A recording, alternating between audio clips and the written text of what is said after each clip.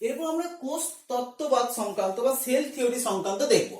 Sell theory প্রথম প্রবক্তা হচ্ছেন স্লেইডেন এবং সোয়ান। স্লেইডেন ছিলেন জার্মান উদ্ভিদবিদ এবং সোয়ান ছিলেন ব্রিটিশ প্রাণীবিদ। অর্থাৎ উদ্ভিদবিদ প্রাণীবিদ বলতে কি বোঝাচ্ছে, যারা উদ্ভিদ নিয়ে কাজ করেন এবং প্রাণী নিয়ে কাজ করেন। তারা কিন্তু এই সেল থিওরি বা কোষ তত্ত্ববাদটা কিন্তু সেপারেট ভাবে দিচ্ছেন, কিন্তু যেহেতু দুজনে প্রায় একই সময় দিচ্ছেন তাই আমরা এই দুজনের নামই কিন্তু সেল থিওরির সঙ্গে যুক্ত হিসাবে আমরা ব্যাখ্যা করছি। তারা যে মতবাদটা দিচ্ছেন যে প্রত্যেক জীব এক বা একাধিক কোষ দিয়ে তৈরি, অর্থাৎ সকল জীবই কিন্তু এক বা একাধিক কোষ দিয়ে তৈরি এবং কোষ জীবদেহের গঠনগত একক। এই দুটো কথা তারা কোষ তত্ত্বে তারা ব্যাখ্যা করছেন। কিন্তু এই কোষ তত্ত্ব সংক্রান্ত বেশ কিছু আমরা ব্যতিক্রম পরে আমরা দেখব। এই দুজন বিজ্ঞানী যখন কোষতত্ত্ব সংক্রান্ত এই কথা বলছেন তখন 1855 খ্রিস্টাব্দে রুটলাভ ভার্চিও নামক একজন জার্মান সায়েন্টিস্ট একটা কথা বলেন, ওমনিস সেলুলা ই সেলুলা। কথাটা মানে কি? কথাটা মানে হচ্ছে কোন একটি কোষ তার পূর্ববর্তী কোষ থেকে উৎপত্তি লাভ করে। আবার বলছি, রুটলাভ ভার্চিও একজন জার্মান সায়েন্টিস্ট 1855 খ্রিস্টাব্দে কথা বলেন ওমনিস সেলুলা ই সেলুলা, অর্থাৎ প্রত্যেকটা কোষ তার পূর্ববর্তী কোষ থেকে উৎপত্তি লাভ করতে পারছেন। এই ব্যাপার সংক্রান্ত কিন্তু কোনো কথা স্লেইডেন এবং সোয়ান বলেননি। তাই কোষতত্ত্বের পরিবর্তিত রূপ বেশ কিছু বিজ্ঞানী পরবর্তীকালে এই কোষতত্ত্বটাকে একটু মডিফাই করে পাবলিশ করছেন। তার মধ্যে ফ্লেমিং ছিলেন, তার মধ্যে ওয়ালডেয়ার ছিলেন এবং তারা যে প্রবর্তিত মতবাদটা দিচ্ছেন বা পরিবর্তিত রূপটা দিচ্ছেন, তারা বলছেন শুধুমাত্র কোষ জীবদেহে গঠনগত একক নয়, জীবদেহে শারীরবৃত্তীয় বা কার্যগত এককও তারা বলছেন। তার প্রথম পয়েন্টে বলছেন কোষ শুধু জীবদেহে গঠনগত নয়, কোষ জীবদেহে শারীরবৃত্তীয় একক রূপে কাজ করছে। দ্বিতীয় পয়েন্ট তারা কি বলছেন? দ্বিতীয় পয়েন্ট বলছেন যে কোষ বিভাজনের মাধ্যমে পূর্ববর্তী কোনো কোষ থেকে নতুন কোষের উৎপত্তি হচ্ছে। আবার কোষ জীবদেহে ক্ষুদ্রতম একক রূপে কাজ করতে পারছে এবং কোনো একটা জীবের যে গুণাবলী প্রকাশ পাবে সেটা সেই জীবের যা বৈশিষ্ট্য, অর্থাৎ জীবের মধ্যে বা কোষের মধ্যে ডিএনএ আরএনএ থাকে, সেই ডিএনএ আরএনএ এর মাধ্যমে কোনো একটা বৈশিষ্ট্য এক জীবদেহ থেকে পরবর্তী জীবদেহে সঞ্চারিত হচ্ছে এবং ডিএনএ আরএনএ এর মাধ্যমে কোষের যাবতীয় কার্যাবলী প্রকাশ পাচ্ছে এবং প্রতিটা কোষ সাম্যাবস্থার মাধ্যমে নিজস্ব সত্তা বজায় রাখার চেষ্টা করতে পারছে। সাম্যাবস্থা মানে কি? অর্থাৎ কোষটা যে অবস্থা আছে সেই অবস্থার মাধ্যমে তার একটা সাম্যাবস্থা বজায় রাখার চেষ্টা করতে পারছে। এই পরিবর্তিত রূপ অর্থাৎ কোষ তত্ত্ববাদের বেশ কিছু পরিবর্তিত রূপ নিয়ে আমরা আলোচনা করলাম। ব্যতিক্রম অবশ্যই আছে, আমরা জানলাম যে আগেই বললাম ভাইরাস কিন্তু পুরোপুরি কোষীয় বলা হয় না, আবার অকোষীয় বলা হয় না। ভাইরাস কিন্তু একটা মধ্যবর্তী পর্যায়ে একটা বস্তু। ভাইরাসকে যদিও আমরা কোষীয় মধ্যে ফেলছি, কিন্তু জীব ও জড়ের মধ্যবর্তী পর্যায়ের মধ্যে ভাইরাসকে ফেলা হচ্ছে এবং ভাইরাসের মধ্যে অনেক কিছু ব্যতিক্রম দেখতে পাওয়া যায় যেগুলো কিন্তু কোষ তত্ত্বের সঙ্গে ম্যাচ করছে না। এছাড়াও আমরা আরো কিছু ব্যতিক্রম দেখতে পাবো, যেমন কোষ তত্ত্বে বলা হয়েছিল যে মোটামুটি প্রতিটা কোষে একটি করে নিউক্লিয়াস থাকবে, কিন্তু বেশ কিছু কোষ দেখতে পাওয়া যায় যেগুলো নিউক্লিয়াস বিহীন। আবার কিছু কোষে দেখতে পাওয়া যায় একাধিক নিউক্লিয়াস দেখতে পাওয়া যাচ্ছে, যেমন ভাউকেরিয়া বা বেশ কিছু ছত্রাকের মধ্যে আমরা একাধিক নিউক্লিয়াস দেখতে পাচ্ছি। আবার শিপনল বা লোহিত কণিকার মধ্যে আমরা কোনো নিউক্লিয়াস দেখতে পাচ্ছি না। এরপর আমরা দেখব যে এককোষী এবং বহুকোষী। আমরা জানি আমাদের চারপাশে যে সকল জীব দেখতে পাওয়া যায় সব জীবের মধ্যে কিছু জীব এককোষী, কিছু জীব বহুকোষী। তাহলে এই দু ধরনের মধ্যে কিছু সুবিধা অসুবিধা আছে। এককোষী জীবের প্রধান সুবিধা কি? সমস্ত জৈবনিক কাজ একটা জীবদেহের মধ্যেই হচ্ছে। প্রায় সব রকম পরিবেশই তারা নিজেদেরকে দ্রুত মানিয়ে নিতে পারছে, অভিযোজিত করতে পারছে। একটাই মাত্র জীব হওয়ার জন্য সামান্য শক্তি তৈরি করলেই তাদের জীবদেহের কাজকর্ম চলে যাচ্ছে। কিন্তু এককোষী জীবের অসুবিধা কি? যেহেতু শ্রম বিভাজন অর্থাৎ ডিভিশন অফ লেবার এককোষী জীবদেহে দেখতে পাওয়া যাচ্ছে না এবং খুব কম দিন এই জীবগুলো কিন্তু বাঁচতে পারছে। আর যেহেতু একটা কোষের মধ্যে সমস্ত কাজকর্ম হচ্ছে তাই কোষটা কিন্তু বিশ্রামের সুবিধা বা বিশ্রামের সুযোগ পাচ্ছে না। বহুকোষী জীবদেহের ক্ষেত্রে যেহেতু শ্রম বিভাজন আছে অর্থাৎ ডিভিশন অফ লেবার আছে, বিভিন্ন কোষীয় অংশ বিভিন্ন কাজ করতে পারছে এবং তাই ওভারঅল ভাবে এই জীবের কর্মদক্ষতা কিন্তু অনেকটাই বৃদ্ধি পাচ্ছে। আর যেহেতু বহুকোষী জীবদেহের ক্ষেত্রে একটি কোষ বিশ্রামের সুযোগ পেয়ে যাচ্ছে, তাই সেক্ষেত্রে কি হচ্ছে, কোষটা কিন্তু অনেকটা সময় পর্যন্ত সেই জীবদেহে কিন্তু বেঁচে থাকতে পারছে। অসুবিধা কি? অসুবিধা হচ্ছে বেশ কিছু কোষ আছে বহুকোষী জীবের, যাদের বিভাজন ক্ষমতা কিন্তু লোপ পাচ্ছে, যেমন স্নায়ু কোষ, মানুষের ক্ষেত্রে স্নায়ু কোষ, আরবিসি, এদের কিন্তু বিভাজন ক্ষমতা নেই। আমরা আগেই সেল ডিভিশন চ্যাপ্টার সেগুলো দেখেছি। আবার বহুকোষী জীবের ক্ষেত্রে সমবিভাজন আছে, তাই সব কোষ পরিবেশের উপযোগী হয়ে উঠতে পারে না। যেহেতু অনেকগুলো কোষ আছে, তাই একটা জীবদেহের জৈবনিক কাজ করতে গেলে প্রচুর পরিমাণে শক্তি লাগছে। তাহলে এখানে কিন্তু আমরা বহুকোষী জীবদেহের ক্ষেত্রে বেশ কিছু অসুবিধা দেখতে পাচ্ছি। যদিও এই বিষয়টা জাস্ট একবার দেখে রাখা, খুব একটা বিশেষ ইম্পর্টেন্ট বিষয় আমি বলছি না। এরপর আসছি কোষের আকার। আমরা জানি যে কোষ খুব ক্ষুদ্র হতে পারে, আবার কোষ খুব বৃহৎ হতে পারে। যেমন পিপিএলও, প্লিউরো নিউমোনিয়া লাইক অর্গানিজমস, যেটা আমরা প্রধানত মাইক্রোপ্লাজমা নামক জীবটাকে দেখতে পাই, তার আকার কিন্তু খুবই ক্ষুদ্র, প্রায় 0.1 মাইক্রোমিটারের মতো এর ডায়ামিটার দেখতে পাওয়া যাচ্ছে। আবার উট পাখির ডিম আকার অনেকটাই বৃহত্তম দেখতে পাওয়া যাচ্ছে। আবার দীর্ঘতম প্রাণী কোষ নিউরন, দীর্ঘতম উদ্ভিদ কোষ সেটা দেখতে পাওয়া যাচ্ছে কি, যেমন রেমি বলে এক ধরনের গাছের তন্তু হচ্ছে দীর্ঘতম উদ্ভিদ কোষের মধ্যে পড়ছে, প্রায় 50 থেকে 55 সেন্টিমিটার বা তার চেয়েও কখনো কখনো লম্বা হয় কোষের এই রেমি গাছের তন্তুর আকারটা। তাহলে কোষের আকার মাপতে গেলে আমরা সাধারণত মাইক্রোমিটার বা ন্যানোমিটার বা কখনো কখনো অ্যাংস্ট্রমও কিন্তু আমরা কোষের পরিমাপটা করি। এখানে আমি লিখে দিচ্ছি যে 1 micrometre is equal to 10 to the power minus 6 metre, অর্থাৎ 1 মাইক্রোমিটারকে যদি আমরা কম্পেয়ার করি সেটা সমান 10 to the power 6 metre. 1 nanometre is equal to 10 to the power minus 9 metre, আর 1 angstrom is equal to 10 to the power minus 10 metre. তাহলে কি বললাম, 1 micrometre 10 to the power minus 6 metre, 1 nanometre 10 to the power minus 9 metre, আর 1 angstrom 10 to the power minus 10 metre. আমরা জানি কোষ 3 প্রকারের, অর্থাৎ কোষের যদি আমরা প্রকারভেদ করি তার নিউক্লিয়াসের গঠনের ভিত্তিতে, তাহলে দেখব কোষ প্রধানত 3 প্রকারের দেখতে পাওয়া যায়: প্রোক্যারিওটিক, মেসোক্যারিওটিক এবং ইউক্যারিওটিক। এর মধ্যে আমরা প্রোক্যারিওটিক আর ইউক্যারিওটিক সম্পর্কে পরে ডিটেইলস আলোচনা করব, তাই আমি এখানে মেসোক্যারিওটিক কোষের কিছু বৈশিষ্ট্য আমরা এখানে আলোচনা করে নিচ্ছি। মেসো মানে মধ্যবর্তী, প্রোক্যারিওটিক মানে আদি নিউক্লিয়াস, ইউক্যারিওটিক আদর্শ নিউক্লিয়াস, আর মেসোক্যারিওটিক মানে যাদের নিউক্লিয়াসটা কিন্তু মাঝামাঝি বা জীবদেহের বৈশিষ্ট্য প্রো এবং ইউ এর মাঝামাঝি।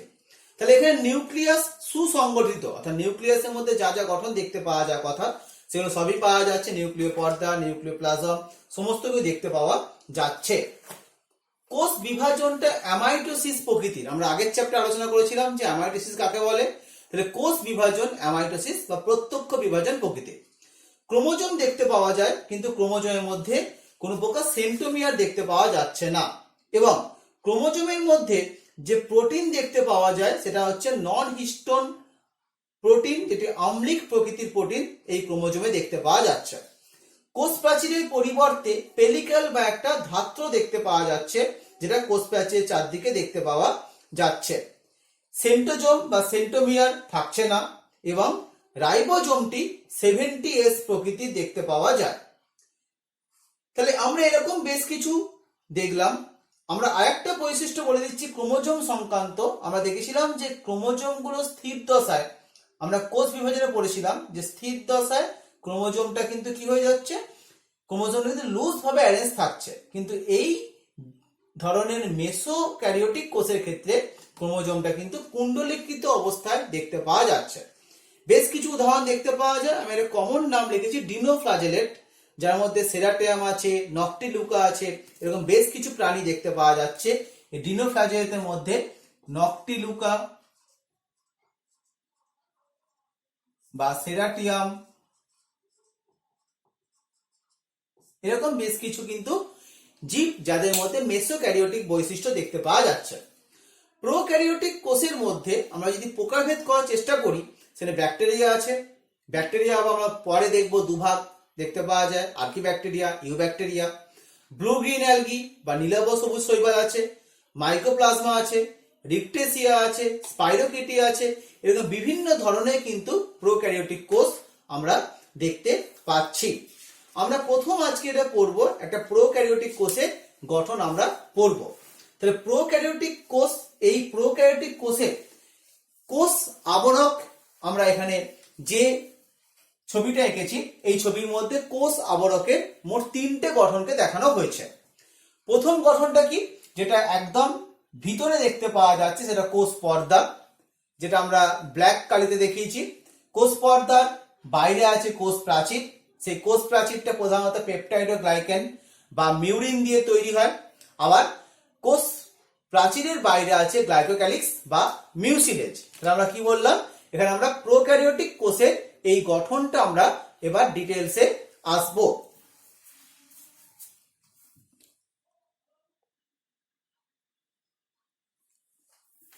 আমরা দেখব যে একটা কোষ বা ব্যাকটেরিয়া কোষের মধ্যে সবচেয়ে বাইরের যে গঠনটি দেখতে পাওয়া যাচ্ছে তাকে বলা হচ্ছে গ্লাইকোক্যালিক্স বা মিউসিলেজ। এখানে দুটো কথা এখানে লেখা হয়েছে, কারণটা হচ্ছে এই কোষের যে বাইরের গঠন, যেটার নাম বলছে গ্লাইকোক্যালিক্স বা মিউসিলেজ, এই আবরণটা কখনো কখনো খুব শক্ত হয়। যদি শক্ত আবরণটা হয় তখন তার নাম হবে গ্লাইকোক্যালিক্স। আবার যদি আবরণটা একটু লুজলি অ্যারেঞ্জড হয় তখন তার নাম হবে মিউসিলেজ। অর্থাৎ যদি পিচ্ছিল প্রকৃতির হয় তখন তার নাম হবে মিউসিলেজ। তাহলে এবার যদি বলবো, যদি এটা শক্ত আকারে হয় গ্লাইকোক্যালিক্স, বা এটাকে অনেক সময় ক্যাপসিউলও কথাটা ব্যবহার করতে পারছি, আমরা এরকমও বলতে পারি যে ক্যাপসিউল এবং মিউসিলেজ, অর্থাৎ গ্লাইকোক্যালিক্সটা না বলে আমরা বলতে পারি যে ক্যাপসিউল কথাটাও কিন্তু এখানে ব্যবহার করতে পারছি। তাহলে ক্যাপসিউল মানে কি বলা হচ্ছে, অর্থাৎ যখন সেটা শক্ত আবরণ দেখতে পাওয়া যাচ্ছে তখন তাকে ক্যাপসিউল হিসেবে আমরা প্রকাশ করতে পারছি। তাহলে এই ক্যাপসিউল কথাটা কি, বা ক্যাপসিউল কিভাবে তৈরি হয়, আমরা দেখতে পাবো এই ক্যাপসিউলটা যেটা তৈরি হচ্ছে সেটা একটু টাফ মানে শক্ত আবরণ দিয়ে তৈরি হচ্ছে, এবং ক্যাপসিউলটা প্রধানত তৈরি হচ্ছে পলিস্যাকারাইড দিয়ে। অর্থাৎ এই যে ক্যাপসিউল কথাটা বলতে পারছি, এটা প্রধানত তৈরি হচ্ছে পলিস্যাকারাইড দিয়ে। যদি মিউসিলেজ হয় তখন কি দেখতে পাওয়া যাবে, তখন এই পলিস্যাকারাইডের সঙ্গে বেশ কিছু পলিপেপটাইড যুক্ত হয়ে সেটি একটু পিচ্ছিল আবরণে তৈরি হবে। তা দেখলাম আমরা ক্যাপসিউল থাকলে ব্যাকটেরিয়াটা কিন্তু অনেক বেশি প্রতিকূল পরিবেশ থেকে নিজেকে সুরক্ষা দিতে পারবে। মিউসিলেজ কিন্তু স্লিপারি বা পিচ্ছিল প্রকার দেখতে পাওয়া যাচ্ছে। কোষ প্রাচীর যেটা বললাম, এই কোষ প্রাচীরের ক্ষেত্রে পেপটাইডোগ্লাইকেন বা মিউরিন কথাটা বলা হচ্ছে। এই পেপটাইডোগ্লাইকেন বা মিউরিনের দুটো কম্পোনেন্ট দেখতে পাওয়া যায়, NAG এবং NAM, N অ্যাসিটাইল গ্লুকোসামিন এবং N অ্যাসিটাইল মিউরামিক অ্যাসিড। এই দুজনের মধ্যে একটা বন্ডিং হওয়ার মাধ্যমে এই পেপটাইডোগ্লাইকেন বা মিউরিন লেয়ারটা তৈরি হচ্ছে। এই কোষ প্রাচীরের প্রকারভেদ, মানে কোষ প্রাচীরটা কোনো কোনো ব্যাকটেরিয়ার ক্ষেত্রে খুব পুরু হয়, আবার কোনো ব্যাকটেরিয়ার ক্ষেত্রে অনেক পাতলা হয়। আমরা পরবর্তীকালে দেখব গ্রাম পজিটিভ ব্যাকটেরিয়ার ক্ষেত্রে কোষ প্রাচীরটা অনেক পুরু। আমরা এখানে লিখেছি, দেখবে যে কোষ প্রাচীর গ্রাম পজিটিভের ক্ষেত্রে 20 থেকে 80 ন্যানোমিটার, আবার গ্রাম নেগেটিভের ক্ষেত্রে 8 থেকে 12 ন্যানোমিটার। অর্থাৎ কোনো কোনো ক্ষেত্রে এটা খুব পুরু হচ্ছে, আবার কোনো কোনো ক্ষেত্রে এটা কিন্তু একটা পাতলা মতো দেখতে পাওয়া যাচ্ছে। এই কোষ প্রাচীরের মধ্যে আমরা বিভিন্ন ধন উপাদান দেখতে পাবো। কখনো কখনো দেখতে পাবো NAG NAM বা পেপটাইডোগ্লাইকেনের সঙ্গে কিছু লিপিড, কিছু প্রোটিন বা কিছু উপাদান আরো কিছু দেখতে পাইতে পারছে। কোষ প্রাচীরের পরবর্তী অংশ হচ্ছে কোষ পর্দা। এই কোষ পর্দাটা ব্যাকটেরিয়া ক্ষেত্রে কিন্তু প্রভেদক ভেদ্য পর্দা রূপে কাজ করতে পারছে, এবং যেমন সাধারণভাবে কোষ পর্দা দেখতে পাওয়া যায় প্রোটিন, লিপিড, প্রোটিন দিয়ে তৈরি, এটাও কিন্তু একই ধরনের উপাদান দিয়ে তৈরি দেখতে পাওয়া যাচ্ছে। এই কোষ পর্দাটার ভিতরের দিকে ভাঁজ হয়ে একটা বিশেষ গঠন তৈরি করে যার নাম হচ্ছে মেসোজোম। আমরা পরবর্তীকালে আমরা জানি কোষ আবরকের ভিতরের অংশকে বলা হয় সাইটোপ্লাজম। এবার আমরা সাইটোপ্লাজমের ভিতরের অংশটা দেখবো যে সাইটোপ্লাজমের মধ্যে কি কি অংশ দেখতে পাওয়া যায়। যেমন কোষ পর্দার ভিতরে যে জেলির মতো অর্ধতরল পদার্থ তার নাম হচ্ছে সাইটোপ্লাজম। এই সাইটোপ্লাজমের মধ্যে আমরা কি কি দেখতে পাবো, আমরা প্রথমেই যেটা বলবো সেটা বললাম মেসোজোম। আমরা ছবিতে দেখতে পাচ্ছি যে কোষ পর্দাটা ভিতরের দিকে ভাঁজ হয়ে একটা থলির মতো গঠন তৈরি করেছে, যার নাম হচ্ছে মেসোজোম। এই মেসোজোম দু প্রকার হতে পারে। কি বললাম? মেসোজোম দু প্রকার হতে পারে, দুটো নাম লেখা আছে এখানে, ল্যাটেরাল মেসোজোম আর সেপ্টাল মেসোজোম। অর্থাৎ যদি মেসোজোমটা ব্যাকটেরিয়ার জেনেটিক উপাদান, যাকে নাম দেয়া হচ্ছে জিনোফোর বা নিউক্লিয় পদার্থ বা নিউক্লিওয়েড, এই নিউক্লিওয়েড বা জিনোফোরের সাথে কখনো মেসোজোম সংযুক্ত থাকতে পারে, তখন তাকে নাম দেওয়া হবে সেপ্টাল মেসোজোম।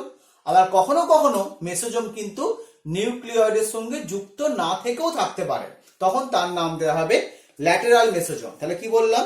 যদি মেসোজোমটা নিউক্লিওয়েডের সঙ্গে যুক্ত থাকে তখন তার নাম দেওয়া হবে সেপ্টাল মেসোজোম, আর যদি মেসোজোমটা নিউক্লিওয়েডের সঙ্গে যুক্ত না থাকে তখন তার নাম দেওয়া হবে ল্যাটেরাল মেসোজোম। তাহলে মেসোজোমের কাজগুলো আমরা যদি দেখি, কি কি কাজ মেসোজোম করতে পারছে।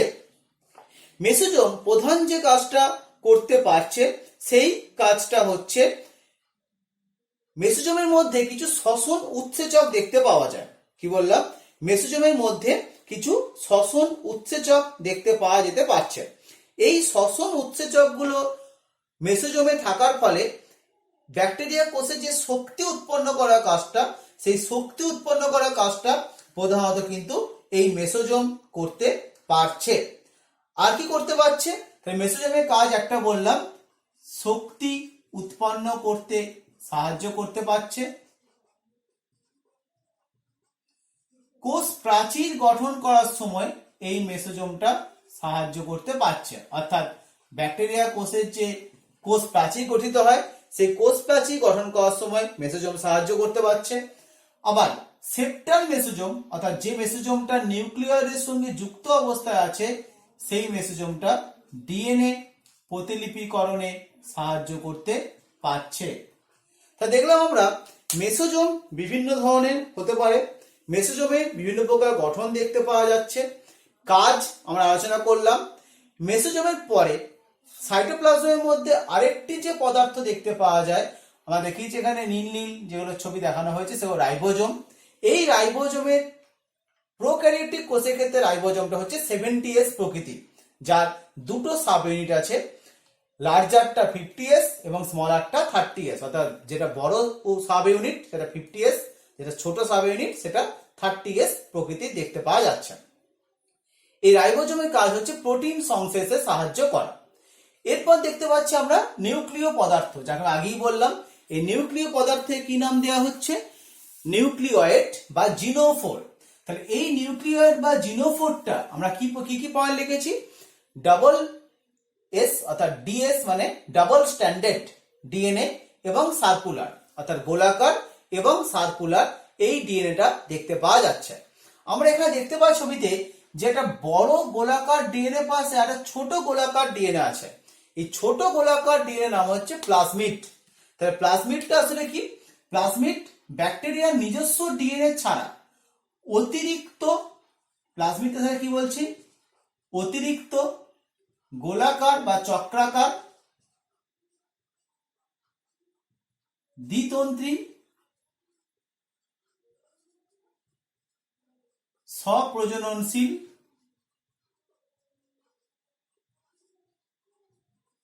ডিএনএ। এই প্লাজমিড কিন্তু সব ব্যাকটেরিয়া পাওয়া যায় না, কিন্তু বেশ কিছু ব্যাকটেরিয়ার ক্ষেত্রে প্লাজমিড পাওয়া যায়।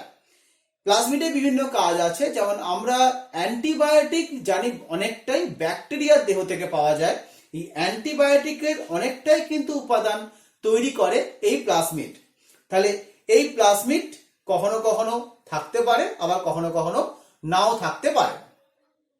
এই ব্যাকটেরিয়ার মধ্যে আমরা সঞ্চিত বস্তু দেখতে পাবো। সঞ্চিত বস্তু বলতে কি বলা হচ্ছে? যেটা তার মধ্যে খাদ্য উপাদান হিসেবে সঞ্চিত থাকছে। কখনো হতে পারে ভলিউটিন দানা, কখনো হতে পারে গ্লাইকোজেন দানা, কখনো লিপোপ্রোটিন দানা, কখনো কিছু প্রোটিনের কেলাস, সবই কিন্তু এই ব্যাকটেরিয়ার দেহের মধ্যে সঞ্চিত থাকতে পারছে। ক্রোমাটোফোর, এই ক্রোমাটোফোরের অপর নাম হচ্ছে সালোক সংশ্লেষকারী ল্যামিনি। এটা কি বললাম? যাকে আমরা ক্রোমাটোফোর বলতে পারছি, তার অপর নাম হচ্ছে সালোক সংশ্লেষকারী ল্যামেলি। এর কাজ হচ্ছে প্রধানত সালোক সংশ্লেষে সাহায্য করা। তাহলে যে সমস্ত ব্যাকটেরিয়া সালোক সংশ্লেষ করতে পারবে, যেমন রোডোসিউডোমোনাস, রোডোস্পাইরিলাম, তাদের মধ্যে দেখতে পাওয়া যাবে। যারা সালোক সংশ্লেষ করতে পারবে না তাদের মধ্যে কিন্তু ক্রোমাটোফোর দেখতে পাওয়া যাবে না। তাহলে এগুলো কিরকম গঠন? চ্যাপ্টা নলাকার গঠন, অর্থাৎ যদি ছবিটা আঁকা দেয় ক্রোমাটোফোরের ছবি অনেকটা কিন্তু এরকম চ্যাপ্টা নলাকার দেখতে পাওয়া যাচ্ছে, এবং এই নলাকার চ্যাপ্টা গঠনের মধ্যে বিভিন্ন প্রকারের সালোক সংশ্লেষকারী রঞ্জক থাকতে পারছে। এছাড়া কিছু কিছু ব্যাকটেরিয়ার মধ্যে ভ্যাকিউল দেখতে পাওয়া যায়, যাকে গ্যাস ভ্যাকিউল বলা হয়। তার মানে এগুলো ছাড়া আর কি বলতে পারছি, কোনো কোনো ব্যাকটেরিয়ার মধ্যে কিন্তু গ্যাস ভ্যাকিউল বা এরকম কিছু কোষ গহ্বর দেখতে পাওয়া যেতে পারছে। এটা আমরা কি বললাম? আমরা ব্যাকটেরিয়ার সাইটোপ্লাজমে কি কি পাওয়া যায় সেটা বললাম। এরপর আমরা দেখব কোষ প্রবর্ধক। আমরা দেখিয়েছি এখানে যে কোষের গায়ে বেশ কিছু প্রবর্ধক দেখতে পাওয়া যাচ্ছে। কোনো কোনো প্রবর্ধক আকারে ছোট, আবার কোনো কোনো প্রবর্ধক আকারে বড়।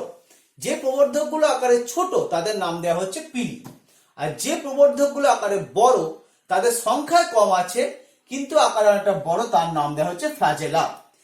এই ব্যাকটেরিয়ার ফ্লাজেলার কিন্তু আমরা এখানে এক্সটেন্ড ছবি এঁকেছি। এই ছবিটার মধ্যে আমরা দেখতে পাবো যে ব্যাকটেরিয়া ফ্লাজেলা তিনটে গঠন আছে। কি কি গঠন তিনটে আছে আমি গঠনের নামগুলো আমরা লিখে দিচ্ছি। বেসাল বডি, হুক এবং ফিলামেন্ট। কি কি দেখতে পাওয়া যাচ্ছে? বেসাল বডি, হুক এবং ফিলামেন্ট।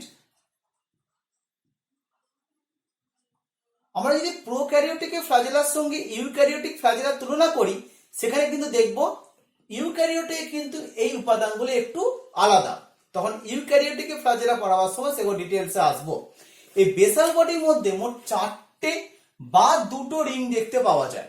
মানে কি বললাম, যদি ব্যাকটেরিয়াটা গ্রাম পজিটিভ ব্যাকটেরিয়াটা হয় তখন তার ক্ষেত্রে মাত্র 2টো রিং দেখতে পাওয়া যাবে। অর্থাৎ যদি ব্যাকটেরিয়া গ্রাম পজিটিভ হয় তখন তার মধ্যে 2টো রিং দেখতে পাওয়া যাবে, কিন্তু যদি ব্যাকটেরিয়াটা গ্রাম নেগেটিভ হয় তখন সেখানে কিন্তু 4টে রিংই দেখতে পাওয়া যাবে। আমরা এখানে দেখিয়েছি যে এই উপরের জায়গাটা হচ্ছে কোষ প্রাচীর, এটা হচ্ছে কোষ পর্দা। কোষ প্রাচীরে 2টো রিং আছে, এল এবং পি, আর কোষ পর্দায় কি বললাম, তাহলে একটা দেখতে পাচ্ছি কোষ প্রাচীর আর একটা কোষ পর্দা। তাহলে উপরেরটা কোষ প্রাচীর, এটা কোষ পর্দা। কোষ পর্দা এস এবং এম 2টো রিং আছে। তাহলে গ্রাম পজিটিভ ব্যাকটেরিয়ার ক্ষেত্রে যদি কোষ প্রাচীরটা অনেকটাই পুরু, তাহলে কোষ প্রাচীরই কিন্তু এই বেসাল বডিকে সাপোর্ট দিয়ে দিতে পারছে। রিংগুলোর কাজ কি? সাপোর্ট দিতে সাহায্য করে, যাতে কোনো কারণে ফ্লাজেলা ব্যাকটেরিয়ার গমনে সাহায্য করে, মুভমেন্টে সাহায্য করে। এই মুভমেন্টের সময় যাতে কোনোভাবে এই ব্যাকটেরিয়াটা কোনো কারণে ক্ষতিগ্রস্ত না হয় ফ্লাজেলাটা, তার জন্য বেসাল বডি সাপোর্ট দেয়। গ্রাম নেগেটিভ ব্যাকটেরিয়ার ক্ষেত্রে কোষ প্রাচীরটা আগেই বললাম পাতলা, তাই সেখানে এক্সট্রা সাপোর্টের দরকার হচ্ছে, তাই সেখানে 4টে রিংই দেখতে পাওয়া যাচ্ছে। বেসাল বডির পর আরেকটু মোটা মোটা অংশ, মানে বেসাল বডির চেয়ে একটু সরু কিন্তু ফিলামেন্টের চেয়ে মোটা, তার নাম দেওয়া হচ্ছে হুক। এবং একদম পরবর্তী অংশ যে অনেকটাই লম্বা মতো বেরিয়ে চলে এসেছে তার নাম ফিলামেন্ট। এই গঠনটা ছাড়াও ব্যাকটেরিয়ার আর কি প্রবর্ধক দেখতে পাওয়া যায়? এছাড়া দেখতে পাওয়া যায় ফিমব্রি এবং পিলি। ফিমব্রি যেটা আমরা দেখতে পাচ্ছি গা থেকে কাঁটা কাঁটা মতো দেখতে পাওয়া যাচ্ছে, অনেক ছোট ছোট বেশ কিছু রোমের ন্যায় অংশ দেখতে পাওয়া যায়, যেগুলো ফিমব্রি বলা হচ্ছে। এরা প্রধানত ব্যাকটেরিয়াকে পোষকের দেহের সাথে বা অন্য কোনো জায়গায় আটকাতে সাহায্য করতে পারছে। আর পিলি বলে একটা গঠন আমরা দেখতে পাচ্ছি, এই পিলিটাও ব্যাকটেরিয়ার দেহ থেকে নির্গত হচ্ছে। এই পিলি আবার 2 ধরনের হতে পারে। পিলিটা কি দিয়ে তৈরি হচ্ছে? পিলিন প্রোটিন দিয়ে। ফ্লাজেলা তৈরি হয় ফ্লাজেলিন প্রোটিন দিয়ে, পিলি তৈরি হয় পিলিন প্রোটিন দিয়ে। এবার পিলি প্রোটিন বা পিলি 2 প্রকার হতে পারে। এক ধরনের পিলি হচ্ছে অ্যাটাচমেন্ট পিলি, অর্থাৎ এই পিলিটা কোনো একটা জায়গায় ব্যাকটেরিয়াকে আটকাতে সাহায্য করতে পারছে। আরেক ধরনের পিলি হচ্ছে সেক্স পিলি বা ফার্টিলিটি পিলি। এই পিলিটা ব্যাকটেরিয়া যৌন জননে সাহায্য করতে পারছে। এই সেক্স পিলির মাধ্যমে ব্যাকটেরিয়ার যে প্রকারের যৌন জননটা হতে পারে সেই প্রকার যৌন জননের কি নাম বলা হচ্ছে নাম বলা হচ্ছে কনজুগেশন। ব্যাকটেরিয়া মোট 3 প্রকারের যৌনজনন করতে পারে, ট্রান্সফরমেশন, কনজুগেশন আর ট্রান্সডাকশন। তাহলে কনজুগেশন প্রকারের যে যৌনজনন সেটা ব্যাকটেরিয়া সেক্স পিলির মাধ্যমে হচ্ছে। এরপর আমরা কি দেখতে পাবো, এই ব্যাকটেরিয়ার আমরা গঠনটা দেখলাম, যে ব্যাকটেরিয়া গঠনটা কি দিয়ে তৈরি হচ্ছে সেগুলো বললাম, যে কিভাবে উপাদান দেখতে পাওয়া পাচ্ছে। আমরা এরপর দেখব যে গ্রাম পজিটিভ এবং গ্রাম নেগেটিভ ব্যাকটেরিয়ার বিষয়টা কি। আমরা এখানে একটা গ্রাম স্টেনিং পদ্ধতি আগে আমরা আলোচনা করে নিই। আমরা কি নিলাম, একটা স্লাইড নিলাম, স্লাইডের উপরে একটা ব্যাকটেরিয়ার স্যাম্পেল নিলাম, মানে কোনো কালচার মিডিয়াম থেকে, যেমন দইয়ের একটা উপাদান বা দইয়ের একটা ড্রপ আমরা সেই স্লাইডের উপরে নিলাম। এরপর ওই ব্যাকটেরিয়াটাকে হিট ফিক্সড করা হয়। হিট ফিক্সড মানে কি, স্লাইডটাকে সামান্য গরম করা হয়। এই গরম এমন ভাবে করা হয় যাতে ব্যাকটেরিয়াটা না মারা যায়। এরপর ওই ব্যাকটেরিয়াটার ওই স্লাইডটার উপরে ক্রিস্টাল ভায়োলেট বলে একটা স্টেন ইউজ করা হয়। ক্রিস্টাল ভায়োলেট স্টেন ইউজ করলে ওই স্লাইডে ব্যাকটেরিয়ার যে স্যাম্পেলটা তার কালারটা এসে যায় ব্লুইশ পার্পেল একটা কালার চলে আসে। এরপর ওই স্লাইডটাকে একদম ট্যাপে ড্রপ ওয়াটারে বা পাতিত জল দিয়ে ধুয়ে নেওয়া হচ্ছে। খুব হালকা ভাবে ধোয়া হচ্ছে, মানে জলটা খুব সামান্য ভাবে দেওয়া হবে যাতে জলের স্রোত খুব বেশি না থাকে। এরপর তাকে আয়োডিন দিয়ে আমরা রঞ্জিত করলাম। যখন আয়োডিন দিয়ে রঞ্জিত করা হচ্ছে তখন কি দেখতে পাওয়া যাচ্ছে, ক্রিস্টাল ভায়োলেট এবং আয়োডিনের একটা কমপ্লেক্স দিয়ে ওই ব্যাকটেরিয়াটা কালার হয়ে যাচ্ছে। কালারটাও মোটামুটি দেখতে পাওয়া যাচ্ছে ব্লুইশ পার্পেলে কালার দেখতে পাওয়া যাচ্ছে, বা কিছুটা আয়োডিনের কালার এখানেও থাকতে পারে। এরপর কিছু কিছু ব্যাকটেরিয়ার মধ্যে আমরা দেখব যে ওই কালারটা কোনো প্রকার প্রবলেম হবে না। কখন প্রবলেম হবে না, আমরা এরপর যেটা করব, ওই ধরনের স্যাম্পেলটাকে আমরা অ্যালকোহল দিয়ে ট্রিট করব। অর্থাৎ ওই আয়োডিন দিয়ে রঞ্জিত করার পর আমরা ওই স্লাইডটার উপরে অ্যালকোহল দিলাম। কিছু কিছু ব্যাকটেরিয়া দেখবো অ্যালকোহল দেওয়া সত্ত্বেও তার কালারটা ধরে রাখতে পারছে, অর্থাৎ এই ব্লুইশ পার্পেল কালারটা ধরে রাখতে পারছে। সেই ব্যাকটেরিয়াগুলো বলা হবে গ্রাম পজিটিভ ব্যাকটেরিয়া। কিন্তু কিছু ব্যাকটেরিয়ার ক্ষেত্রে দেখা যাবে এই কালারটা আর দেখতে পাওয়া যাচ্ছে না, অর্থাৎ অ্যালকোহল দিয়ে যখন সেটাকে ওয়াশ করা হবে, ধোয়া হবে, তখন এই ব্লুইশ পার্পেল কালার আর দেখতে পাওয়া যাচ্ছে না। এবং যদি তাকে আমরা স্যাফরানিন দিই, স্যাফরানিন দিলে কি হবে, তারা পিঙ্ক বা সামান্য লাল কালারের মধ্যে দ্বারা তারা কিন্তু কালার নেবে। অর্থাৎ যে ব্যাকটেরিয়াগুলো এই কালারটা ধুয়ে যাচ্ছে অ্যালকোহল দিয়ে, তাদেরকে আমরা আবার একটা রঞ্জক স্যাফরানিন দিলাম, তখন তারা স্যাফরানিন দিয়ে রঞ্জিত হবে, তাকে বলা হচ্ছে গ্রাম নেগেটিভ ব্যাকটেরিয়া। তাহলে আমরা গ্রাম পজিটিভ ব্যাকটেরিয়া আর গ্রাম নেগেটিভ ব্যাকটেরিয়ার মধ্যে কি কি পার্থক্য সেগুলো বললাম।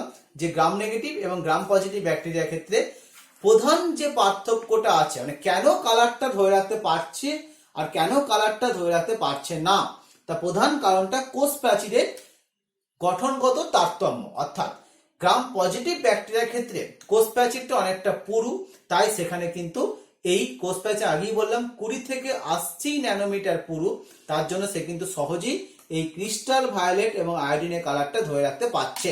গ্রাম নেগেটিভ ব্যাকটেরিয়া কিন্তু কোষ প্রাচীরটা পাতলা হওয়ার জন্য এটা ধুয়ে যাচ্ছে, তাই যদি স্যাফরানিন দেওয়া হয় আবার সে স্যাফরানিনের কালার হয়ে যাচ্ছে। আবার আরেকটা পার্থক্য কি বললাম, এই গ্রাম পজিটিভ ব্যাকটেরিয়া বেসাল বডির মধ্যে শুধুমাত্র এস আর এম রিং দেখতে পাওয়া যায়, অর্থাৎ শুধু কোষ পর্দা রিং গুলো দেখতে পাওয়া যায়। কিন্তু গ্রাম নেগেটিভ ব্যাকটেরিয়ার ক্ষেত্রে 4টে রিংই দেখতে পাওয়া যাচ্ছে, অর্থাৎ 4টে রিংই কিন্তু বেসাল বডিকে সাপোর্ট দিতে পারছে। টিকোইক অ্যাসিড বলে একটা উপাদান দেখিয়েছি, যেটা গ্রাম পজিটিভ ব্যাকটেরিয়া থাকবে, কিন্তু গ্রাম নেগেটিভ ব্যাকটেরিয়া টিকোইক অ্যাসিডটা থাকবে না।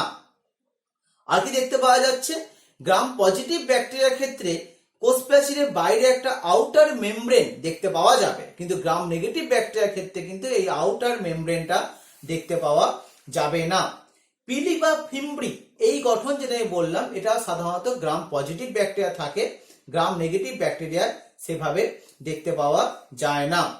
মেসোজোমের যে গঠনটা বললাম, সেই মেসোজোমটাও কিন্তু গ্রাম পজিটিভ ব্যাকটেরিয়া দেখতে পাওয়া যায়, কিন্তু গ্রাম নেগেটিভ ব্যাকটেরিয়ায় মেসোজোম দেখতে পাওয়া যায় না।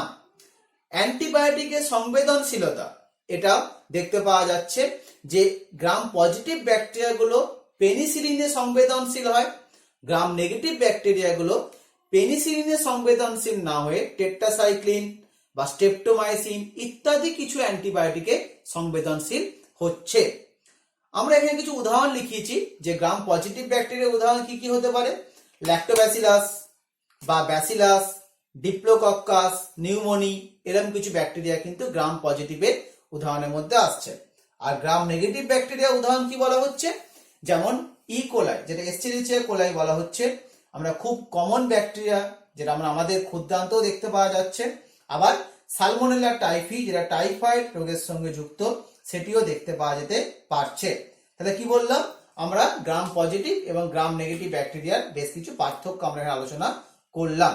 এবার আমরা বাকি যে ব্যাকটেরিয়া গুলো বললাম, বাকি যে প্রোক্যারিওটিক বললাম, যে ব্লু গ্রিন অ্যালগি বা নীলাভ সবুজ শৈবাল, তারও গঠন প্রায় একই রকমই, শুধু সেখানে কি বিশেষ বৈশিষ্ট্য আসবে, যেহেতু নীলাভ সবুজ শৈবাল সালোক সংশ্লেষ করতে পারছে, তাই সেখানে সালোক সংশ্লেষকারী রঞ্জক, যা chlorophyll A, carotene, phycocyanin, phycoerythrin, এরকম কিছু উপাদান এই ব্লু গ্রিন অ্যালগি বা নীলাভ সবুজ শৈবালে দেখতে পাওয়া যাবে।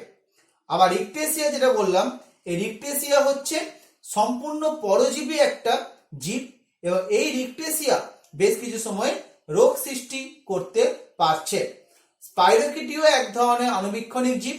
এই স্পাইরোকিটি ব্যাকটেরিয়া এবং প্রোটোজোয়ার উভয়ের বৈশিষ্ট্যের মাঝামাঝি বৈশিষ্ট্য বহন করতে পারছে, এবং এরাও কিন্তু মানব দেহের মধ্যে সিফিলিস বলে এক ধরনের রোগ সৃষ্টি করতে পারছে।